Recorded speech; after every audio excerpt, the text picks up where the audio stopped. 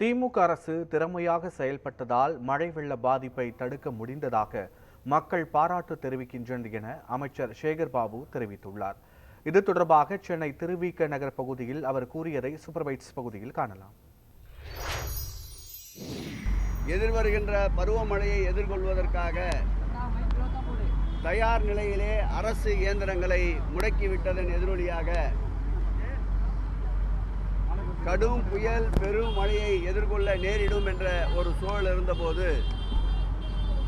அதற்கேற்றாற்போல் அனைத்து துறைகளையும் களத்திலே நிற்க வைத்து இந்த பெருமழை வெள்ள பாதிப்பை திறமையோடு நிர்வாக திறத்தோடு செயல் திறத்தோடு வெற்றி கொண்ட ஒரு அரசாக இன்றைய அரசை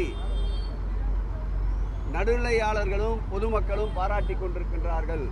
மின் மோட்டார்கள் பொருத்தப்பட்டு தண்ணீர் வெளியேற்றுகின்ற பணி ஒருபுறம் நடைபெற்று கொண்டிருக்கின்றது.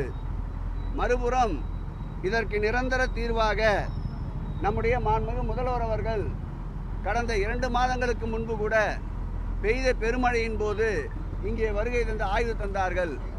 அடுத்த பருவமழைக்கு தண்ணீர் தேங்காத ஒரு சூழ்நிலையை நிச்சயம் ஏற்படுத்தி தருவோம் என்ற உறுதியை மேற்கொண்டிருக்கின்றோம்.